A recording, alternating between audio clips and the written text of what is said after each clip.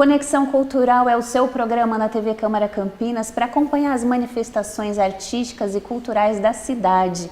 E hoje a gente está no Instituto Rubem Alves, no mês em que se comemora os 10 anos de encantamento desse escritor, teólogo, educador tão importante para a cidade e para o Brasil. E quem vai falar um pouco do Instituto para a gente é a Maria Amélia Moscon, que é presidente aqui do Instituto. Muito obrigada por nos receber aqui na sede, Maria Amélia. É uma alegria enorme receber todos vocês aqui. Sabe que o Rubem dizia que uma das coisas mais difíceis que a gente tem para aprender nesta vida é conviver. E receber pessoas aqui, eu acho que é a melhor forma que a gente tem de dizer para o Rubem que a gente continua fazendo do nosso jeito, mas respeitando as vontades dele, a arte, desenvolvendo a arte da convivência, recebendo pessoas como vocês aqui, todo mundo que está vendo a gente também. Eu concordo com o Rubem, não é fácil e precisa ser exercitado, né? E aqui então se tornou um ponto de acervo, de encontro, para acessar um pouco desse conteúdo todo que o Rubem produziu ao longo da vida, as suas memórias também, né? Conta pra gente como é que nasceu o Instituto, né? Eu sei que foi fundado por ele. Olha, o Rubem, num determinado momento, entendeu que ele precisava arranjar uma forma de deixar minimamente organizado o legado, vamos falar assim. E aí pensar o Instituto foi a melhor forma. Eu acho que o Instituto, associações, fundação, tem vários nomes, mas a base é basicamente a mesma. É um jeito bacana de... é um jeito bacana de deixar mais fácil o acesso, vamos falar, para aquilo que foi produzido. Agora, eu estou presidente do Instituto desde 2021 e fui precedida pela Raquel, que fez um trabalho incrível com a organização da obra, primeiramente junto com o próprio Rubem, depois individualmente, depois vocês podem até ver algumas coisas que tem aqui, foi organizado pela Raquel. Mas quando eu cheguei, uma pergunta que eu fiz e que para mim era de vital importância responder, o que significa preservar o legado? Que é uma das questões que estão bem claras no estatuto que regula esse instituto. E eu sempre fiquei na dúvida se preservar era aquilo que a gente faz, de repente, guardando, né? Você pega o bem, identifica e guarda, ou se é você ir transformando, dando vida, vivificando esse legado. E foi isso que a gente junto, porque eu estou presidente desse instituto, mas tem uma série de pessoas que fazem esse trabalho junto comigo, a gente entendeu que a melhor forma seria vivificando o legado. E acho que aí a gente foi ao encontro do que o Rubem queria, porque ele sempre foi assim muito agitado, ele sempre foi muito participativo. Como eu disse, convivência estava no cerne da sua preocupação e dessa forma a gente consegue estar presente em diversos lugares e de diversas formas. E até se você me permite, eu quero partilhar uma coisa que é importante também para a gente. O Instituto, ele se organizou para atender em algumas frentes. E a gente foi lá no legado do Rubem e nós identificamos muitas coisas. E uma delas é que aparece sempre muito a palavra vida ligado a várias formas, a vários lugares, a várias áreas. E também a palavra convivência. E aí a gente, com a ajuda de muitos, a gente identificou algumas áreas para a gente trabalhar. Porque você sabe que essa é uma pergunta que eu recebo muitas vezes. O que faz o Instituto Rubem Alves? Não é? para que ele existe? E aí a gente tem muito claro o que a gente faz, mas a gente resolveu deixar claro também para as pessoas que a gente trabalha na sala de aula, no meio ambiente, a gente está ligado à espiritualidade, porque não é possível a gente pular esse assunto respeitando o trabalho do Rubem, e também num lugar que a gente chama de conexão com a vida, que é assim, alcançando a psicanálise, né, do Rubem. E na sala de aula, a gente diz que nós estamos preocupados com a vida e a convivência na sala de aula, a vida e a convivência no meio ambiente, a vida e a convivência na espiritualidade e a conexão com a vida de uma maneira geral. Então, são nessas áreas. E aí, cada uma das áreas, ela tem o seu próprio regulamento, suas próprias atividades. A gente tem um conselho de educação que cuida dessa parte de educação. E tudo isso estruturado, para a gente ainda estava faltando um pezinho um pouco mais firme para a cultura. Porque no meio ambiente, claro, a cultura perpassa por todos esses lugares, mas de forma efetiva, com ações voltadas para essa área, o que a gente tem para dizer hoje que está já bem estruturado são atividades ligadas à literatura. E ainda digamos que um pequeno lugar que a gente está organizando, mas ele é muito potente e muito pujante. É a Biblioteca IP Amarelo, que, aliás, eu quero aproveitar para convidar todo mundo para conhecer, porque o acervo que a gente tem aqui é espetacular, merece ser visitado. Aí a gente já está fazendo parceria com a prefeitura, com outras empresas que vão nos ajudar a manter, mas a ideia é que esse acervo seja também estendido para as regiões periféricas, para a gente falar de uma questão via cultura, via literatura, a gente falar de um assunto que para a gente é muito importante, que é a questão do analfabetismo funcional. Então, a gente entende que a literatura, ela pode ajudar muito nesse sentido. E aqui a gente tem um acervo que é perto de entre 8.000 e 8.500 exemplares, literatura francesa de altíssimo nível, o acervo do Não Rubem, só francesa, né, só para quem está assistindo? Não só francesa. Digamos que um grande parte é francês. Que é do proprietário da casa, que é a sede, né? Conta essa historinha pra gente. Isso, eu vou contar. Essa casa, quando nos convidaram para vir para cá, a gente entendeu que era o universo conspirando, porque esta casa pertence ao senhor Eládio Brito, que foi grande amigo do Rubem. O Rubem, inclusive, conviveu muito aqui nessa casa com a família toda.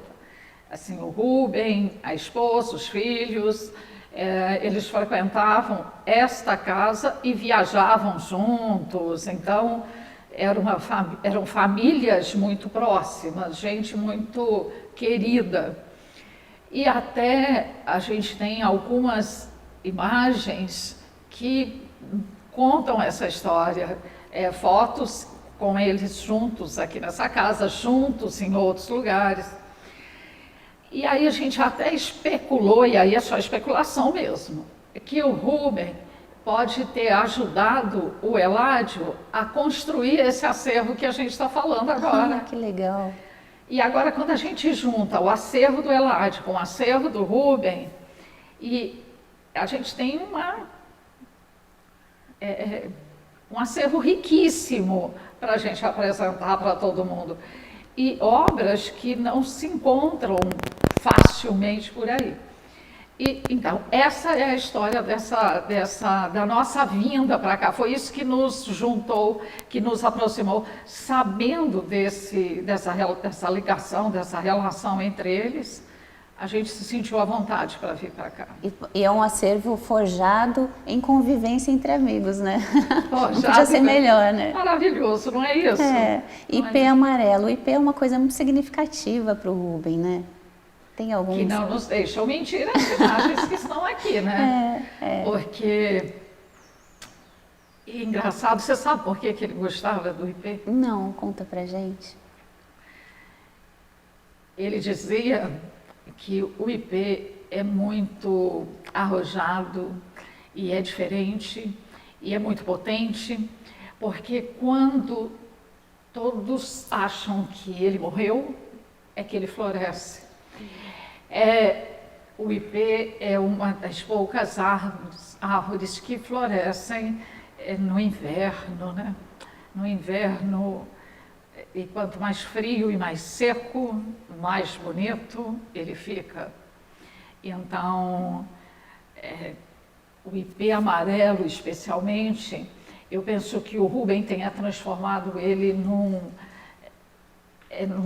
talismã, ele virou um símbolo mesmo. Um objeto de grande significação para o próprio Rubem. Então, é comum eu ouvir, inclusive da Raquel, mas de um outro grande amigo dele que, infelizmente para nós, partiu, mas o Rubem ele deve estar aprontando em algum lugar. O Carlos Rodrigues Brandão, o Carlos me contando que indo para Minas Gerais um dia e o Rubem dirigindo, de repente o Rubem freia o carro assim, muito abruptamente, e o Brandão, mas Rubem, o que está acontecendo? Pelo amor de Deus, atropelou alguém? Disse, não, olha essa maravilha, nós vamos agora parar e silenciosamente nós vamos apreciar essa árvore que se abriu toda para a gente aqui. E então o IP de fato era de grande significação. Para o Rubem. Outra coisa que eu quero te contar é que nesse ano em que a gente se lembra que já faz 10 anos que nós estamos ausentes da presença do Rubem, a gente escolheu então vida e convivência como tema para a gente falar sobre isso ao longo do ano. A gente já fez algumas atividades que são muito importantes para o Instituto e que está ligado à nossa área de espiritualidade. A gente tem no Instituto um braço que se chama CIRA, Sociedade Internacional Rubem Alves. E ela é internacional mesmo. Então a gente tem representantes no México, na Argentina, na Itália, nos Estados Unidos. E a gente falou muito sobre teopoética, né? Que era a forma com que o Rubem gostava de se referir à sua produção na ciência da religião. Não dá para falar exatamente, olha, é teologia. E em junho a gente começou essa celebração, vamos falar assim. Junto com essa celebração nesse ano, nós também estamos agora, chegando em setembro, que é quando a gente se lembra que o Rubem nasceu. Então, celebramos o aniversário de nascimento dele. E também falando sobre o tema vida e convivência, a gente vai ter algumas atividades, são virtuais porque são gente de muitos lugares do mundo, mas nós vamos trazer nesse momento temas muito ligados à cultura e à educação. Tem uma agenda já? Tem uma agenda, começa no dia 10 de setembro e vai até o dia 13. No site vai dar para as pessoas acompanharem, mas o que eu quero estar falando para você é que a gente vai mostrar ações que estão sendo feitas em Campinas, na rede com coisas incríveis nas escolas. Em Jundiaí, nós temos uma parceria em Jundiaí com o CIEMP, que é um centro de pesquisa da infância lá, que Rubem Alves é patrono, e a gente abre uma mostra de fotografias lá no dia 13 de setembro e que fica aberta lá até dia 13 de novembro e que depois vem para cá. Oba! Eu quero que você volte para todo mundo depois, quero que vocês voltem aqui para ver A gente vai voltar. a mostra, porque vai ser incrível, vai ser muito bacana. E no Instagram do Instituto também é possível acompanhar tudo isso, né?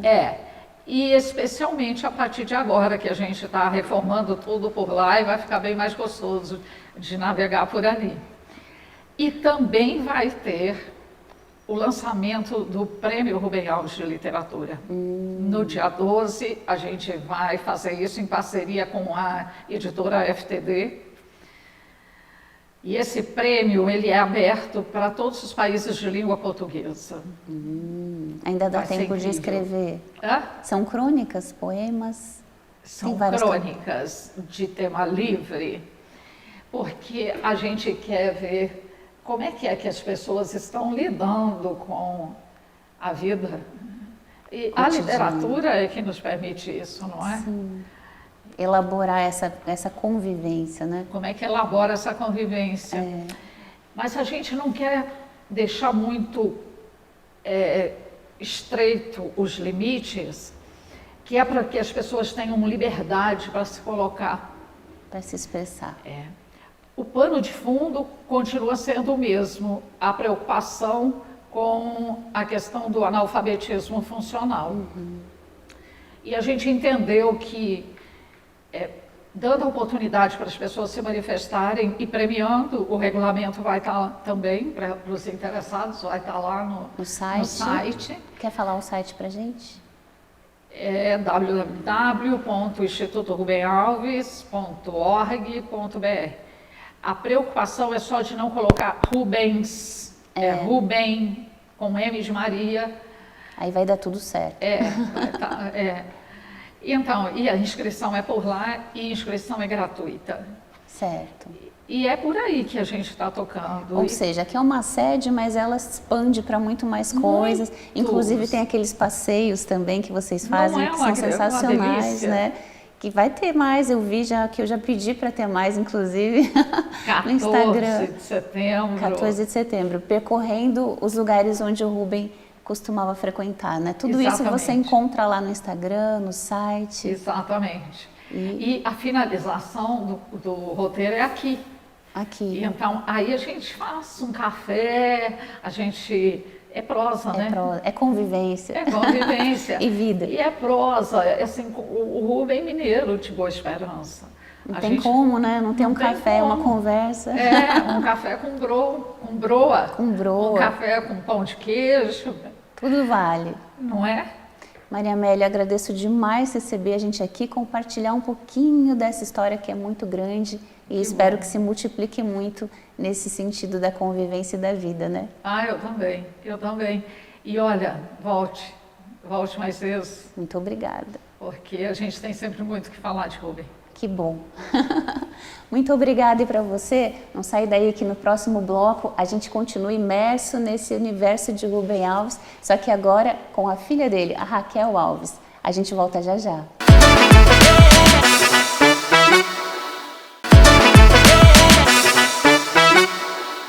De volta para o segundo bloco, ainda imerso no universo Rubem Alves, agora a gente vai falar com a Raquel Alves, que é a filha caçula do Rubem e que simplesmente abraçou a carreira de escritora desde que ela fez essa transição da arquitetura e vai contar um pouco pra gente como é que foi essa história. Ela já escreveu uma série de livros infantis e vai falar um pouquinho pra gente como é que foi essa transição, né, Raquel?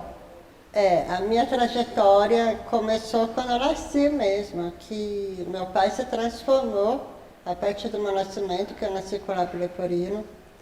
E ele percebeu que eu ia enfrentar uma série de questões aí, emotivas, né, vamos dizer assim, emocionais.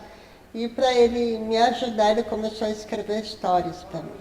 Uma forma de colocar beleza e sensibilidade dentro de mim e criar aí a minha segurança emocional que eu ia precisar. E foi nessa decisão, a partir do meu nascimento, de escrever histórias para mim, que nasceu o Rubem Alves Sensível. E eu estou contando isso porque quando o meu pai envelheceu e eu percebi que ele estava prestes a partir, uma coisa dentro de mim mudou e eu me abri para deixar a Raquel arquiteta de lado e começar a cuidar do legado dele, porque a história tinha começado comigo e eu entendi que eu deveria continuar.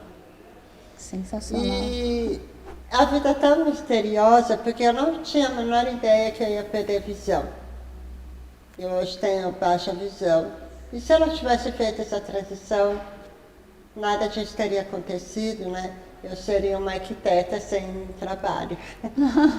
Mas eu fiz a transição, comecei a cuidar do legado do meu pai, me aproximar da obra dele e alguma coisa dentro de mim, desse universo das palavras sensíveis, começou a mexer muito comigo. E cerca de 6 meses depois aí do encantamento do meu pai, nasceu a primeira história. Vou até mostrar essa aqui, Crisálida, a cigarra que gostava de primaveras. Nasceu a história, não o livro, porque demorou muito tempo para eu fazer as pazes, né? Que falar, não, agora filho de peixe, peixinho sabe essa coisa, tipo, eu segui o caminho do pai famoso. Para mim isso não foi uma coisa natural, eu precisei reconhecer, depois de 5, 6, 7 histórias publicadas, falar, opa, tem alguma coisa aí, né? Então vamos dar valor a isso, porque não é só um modismo, né? Sim. Vamos dizer assim. Então foi assim que começou a acontecer, uma história chegou, eu gostei, daí veio outra, eu gostei, eu fui elaborando internamente esse reconhecimento da Raquel escritora, até que agora eu me abri. E o meu grande foco são as crianças, a literatura infantil. Você até fez algumas outras coisas, né? Mas o seu foco está na literatura infantil. E flui naturalmente? Ou você buscou esse foco por algum motivo especial? Não, flui naturalmente. Eu brinco que algumas histórias elas chegam como um passarinho que vem e pousa no ombro e sopra a história para mim, eu tenho que sair correndo para escrever.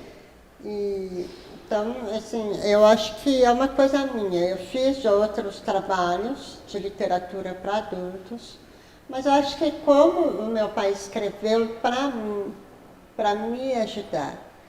E eu sei por conta própria o quanto que a literatura infantil, ela tem o poder curativo, ela tem o poder fortalecedor de ajudar a gente a lidar com as dores da gente, ajudar a gente a lidar com desafios, porque as crianças, elas não são literais que nem a gente, e a gente não pode chegar para elas e explicar, olha, você tem que fazer assim, você tem que fazer assim.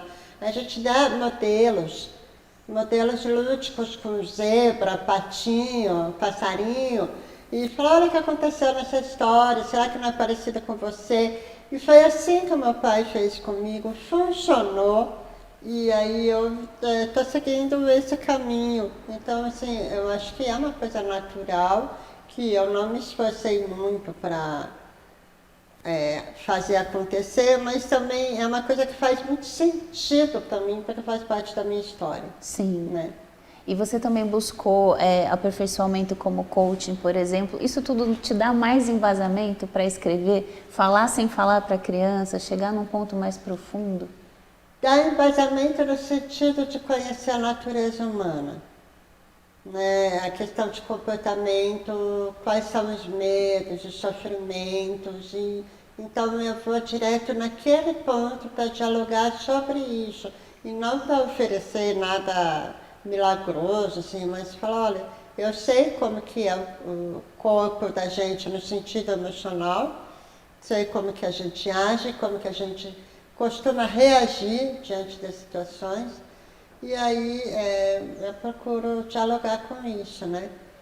Porque às vezes a gente acha que só acontece com a gente, é uma dor que vai segurando, né? E a criança tem um pouco disso, ela não sabe ainda literalizar, como você falou, ela não é literal, ela não sabe dizer em palavras com clareza, né? E aí você consegue abraçar esse universo de uma forma lúdica, né? Exatamente. E o universo das crianças, ele não é tão risonho quanto a gente acha que é. As crianças têm medos, têm receios, porque elas não conhecem o mundo da forma como um adulto que já viveu muitos anos e fez muitas coisas conhece. Então é natural ter medo, é natural essas coisas. Então é natural reconhecer que existe, dialogar com isso e tentar fortalecer. E a gente falou um pouquinho no primeiro bloco também sobre uma intenção do Instituto, do seu pai e sua, que fundaram, né?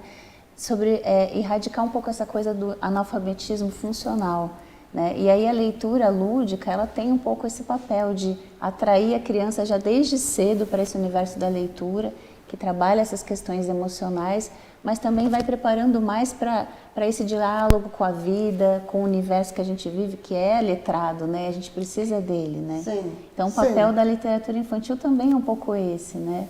É bastante esse, eu diria, porque, vamos dizer assim, a gente está num mundo de celulares que as informações chegam e passam muito rápido, né? A gente vai passando a tela, assim, né? Na pressa. Então, o livro, ele é analógico, vamos dizer assim, e a criança ela tem que manter uma linha de raciocínio, uma concentração até a última página. Então, já começa aí, eu estou concentrado nesse processo de começo, meio e fim, de construção de raciocínio. E isso está diretamente ligado com o analfabetismo funcional, que é não simplesmente ler a palavra, mas absorver o que aquilo representa como um todo e a relação que aquilo tem com a vida, né? E aí, a literatura infantil não é qualquer uma, no sentido de que ela pode ajudar as crianças a lidar com a vida delas, ela também apresenta uma transferência do universo interno dos livros com a vida. Então a criança começa a perceber, opa, aqui além de história tem mais coisa. Então vai crescendo num processo natural e ficando cada vez mais elaborado nesse diálogo entre o que está no livro e o que é a vida, e vai aprimorando e aprofundando a dialética mesmo que há entre as palavras e a mensagem que a vida tem, entendeu? É como se você criasse também um vínculo, né, com essa forma de buscar soluções e de expandir as possibilidades, né? Você Sim. vai exercitando isso. Um livro te traz uma sensação ruim ou boa, mas você vai dialogando com isso e vai criando esse vínculo com a literatura, né? Totalmente. E o livro também, ele força uma situação que hoje em dia está, infelizmente, diminuindo, aí, que é o contato da gente com a gente mesmo. Que quando a gente fala, vou ler um livro, até eu que tenho baixa visão, que eu não leio no papel, então no audiolivro, para eu ler, eu tenho que me recolher e ficar comigo e concentrada. Então, quando a gente faz isso, no ato de recolhimento, é um ato da gente se conectar com os próprios pensamentos, com os próprios sentimentos, e aí estabelecer a relação entre eu e o mundo em que eu vivo. Mas quando a gente está no celular, a gente não tem essa relação, porque a gente já está ali quase que abduzido, sabe, por um universo paralelo que vai passando e a gente não fica focado na gente. Então, assim, lembrar que eu não sou uma ilha e que além de eu não ser uma ilha, conviver com outras pessoas, eu também tenho um universo interior e tudo isso faz parte, né, aí de um todo que é a vida, que é a sociedade, que é a relação de convivência. E, então, isso constrói a nossa base de pensamento e aquilo que a gente traduz e absorve do mundo.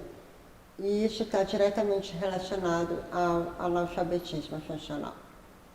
visitar o próprio universo às vezes fica mais raro, né? Muito mais raro, né, inclusive. Sim. E precisa de tempo para isso, não tem como, né? Sim. A sociedade muito acelerada, é difícil ter um tempo para se visitar às vezes, né?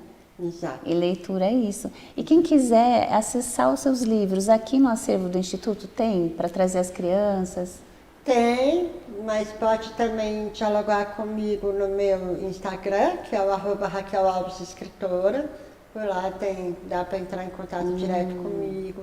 E eu visito escolas, eu converso, dou palestras para pais, educadores, visito as crianças, faço os autógrafos. As minhas histórias estão diretamente ligadas às questões do ser e do conviver, né, da autoconfiança, da autoestima e também da empatia, da tolerância às diferenças, tudo isso que envolve a Raquel como um todo, né?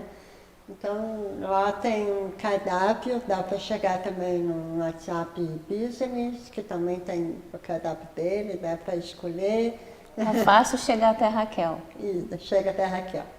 Raquel, muito obrigada por nos receber aqui, compartilhar um pouco dessa história e da importância dessa leitura, desse convívio com a leitura e com o seu próprio universo, né? Foi muito rico, muito obrigada. Eu que agradeço. É bem importante lembrar que um livro é um brinquedo feito com letras, que ler é brincar, antes de qualquer coisa. Isso é uma frase do meu pai. Né? Então, ler é prazeroso acima de tudo, né? E a gente precisa fortalecer isso. Obrigada. Muito obrigada. E você fica então com essa frase, com essa reflexão, né, sobre a leitura, sobre o seu universo interior tão importante. E o Conexão Cultural dessa semana fica por aqui e a gente volta daqui a 2 semanas. Muito obrigada pela sua companhia.